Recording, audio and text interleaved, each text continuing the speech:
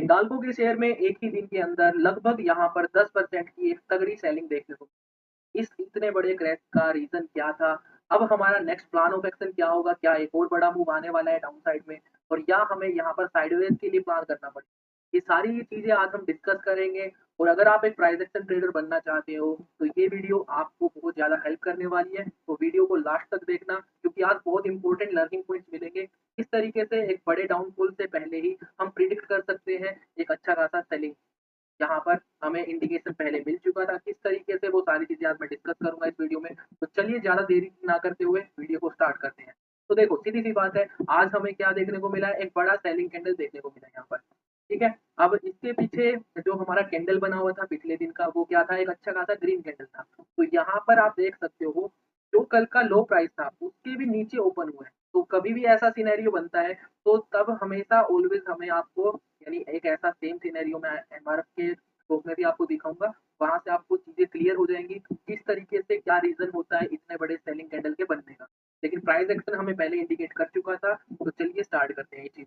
तो सबसे पहले हम क्या करेंगे, हम डेली टाइम फ्रेम का यूज़ करेंगे। यहाँ से मैं एक ट्रेंड लाइन को ड्रॉ कर देता हूँ।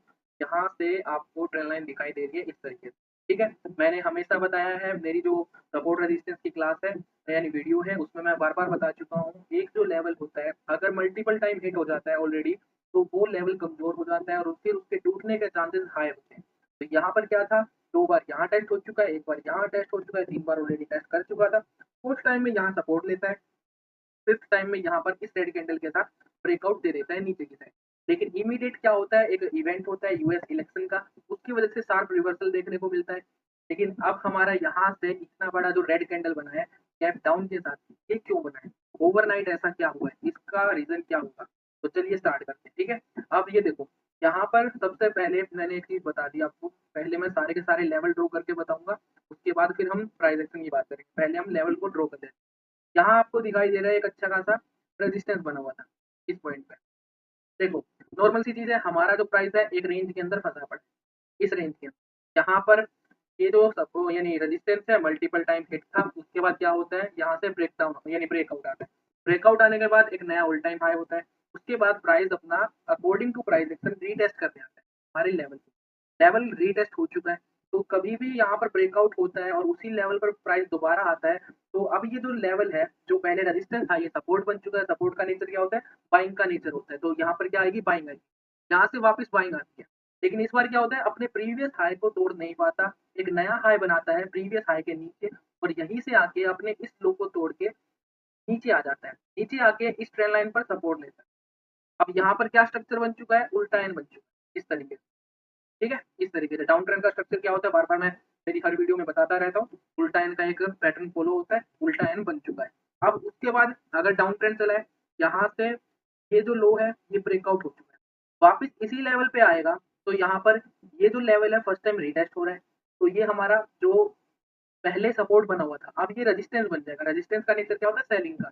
तो यहाँ से अकॉर्डिंग टू प्राइस एक्शन के स्ट्रक्चर और प्राइस यानी प्राइस एक्शन के अकॉर्डिंग यहाँ पर हमारा सेलिंग का प्रेशर बनना चाहिए। क्यों? क्योंकि रेजिस्टेंस है। रेजिस्टेंस को फर्स्ट टाइम रीटेस्ट करेगा, यहाँ पर सेलर बैठे हैं। सेलर क्या करेंगे? सेलिंग करेंगे। तो वहाँ से इंडिकेशन क्या मिलता है? यहाँ पर हमें सेल करना है। लोग यहाँ के ब्रेकआउट का वेट करते हैं, मैं ऑलरेडी यहाँ पर सेल करने का प्लान करता हूँ। तो मेरी प्लानिंग कुछ इस तरीके से होती है। फिर वहाँ से क्या होता है? इमीडिएटली जो हमारा ऑलरेडी ट्रेंड चल रहा है, यानी डाउन ट्रेंड का स्ट्रक्चर बना हुआ है, उसी के फेवर में प्राइस मूव करता है। अब यहाँ पर एग्जैक्ट यही चीज होती है हमारे हिंडाल्को के प्राइस के अंदर। यहाँ पर आपको स्ट्रक्चर प्रॉपर वे में दिखाई दे रहा है, इसको मैं एक बार क्लीन कर देता हूँ। यहाँ से एक हाई बना है, फिर एक लो बना है, फिर एक नया हाई बना पिछले हाई के नीचे, लोअर हाई। उसके बाद इस लेवल को तोड़ देता है। तोड़ने के बाद नया अपना लो बनाता है। अब इसने सपोर्ट कहाँ लिया है? ये देखो, यहाँ से एक स्विंग आ रहा था, फिर ऊपर चला गया, इसी स्विंग के सामने यहाँ पर सपोर्ट दे दिया, ठीक। फिर यहाँ क्या करता है? एक रेंज बनाता है। इस रेंज के बाद कल यहाँ पर ब्रेकआउट देखने को मिलता है। क्यों? क्योंकि कल वो जो अपना यूएस का इलेक्शन हो रहा है, ट्रंप जीत चुका है। तो ट्रंप के जीतने की वजह से एक इवेंट था, उसका अफेक्ट यानी इम्पैक्ट पड़ा मार्केट के ऊपर, ग्लोबल मार्केट के ऊपर। एक अच्छी खासी यहाँ पर ब्रेकआउट कैंडल देखने को मिली, स्ट्रॉन्ग कैंडल थी। लेकिन अकॉर्डिंग टू हमारे प्राइस एक्शन क्या यानी शो हो रहा था, यहाँ पर प्राइस जो है डाउन ट्रेंड में है। अगर इस लेवल को रीटेस्ट करेगा, इस लेवल को, तो यहाँ पर सेलर एक्टिवेट हो जाएँगे और प्राइस को नीचे लेके चले जाएँगे। लेकिन इमीडिएट यहाँ पर प्राइस जैसे ही टच करता है, यहाँ थोड़ा-सा सेलिंग का प्रेशर देखने को मिलता है, प्राइस यहाँ कहीं क्लोज़ होता है। उसके बाद आज जो मार्केट ओपन होता है, डायरेक्ट कल के लो प्राइस के नीचे ओपन। तो अब यहाँ पर रीज़न क्या है इतने बड़े कैंडल बनने का?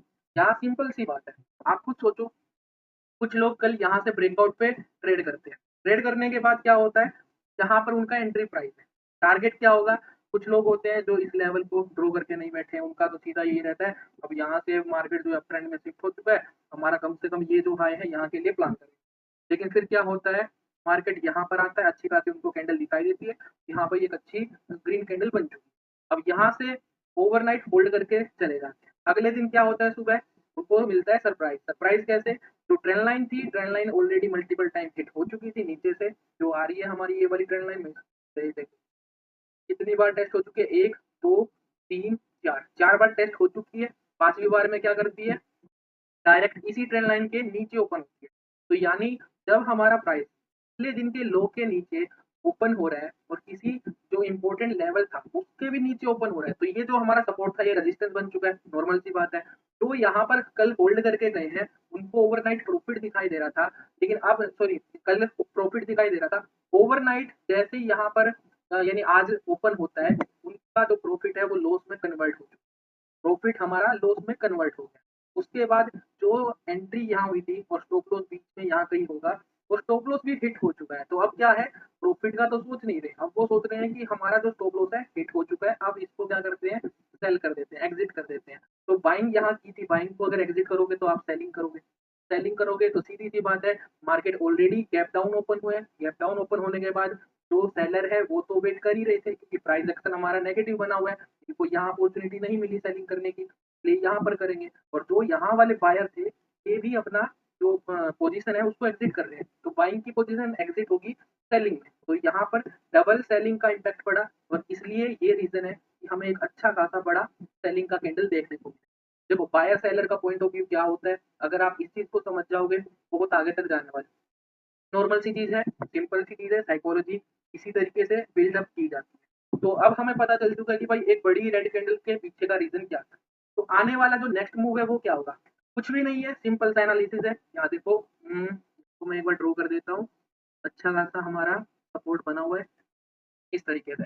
अब हमें पता चल रहा है कि भाई हमारा प्राइस यहाँ पर एक हॉरिजॉन्टल रेंज के अंदर है। हॉरिजॉन्टल रेंज में इसका यहाँ पर फेक ब्रेकआउट है। फेक ब्रेकआउट, एक बार इसको मैं एग्जिट करके दोबारा लेवल ड्रॉ कर देता हूँ, आपको अच्छे से समझ में आ जाएंगे।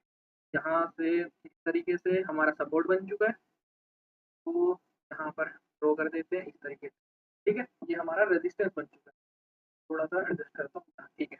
अब हमारा लेवल ड्रॉ हो चुका है। अब आपको पता है कि भाई यहाँ पर हमारा प्राइस जो है एक हॉरिजॉन्टल रेंज के अंदर फंसा पड़ा।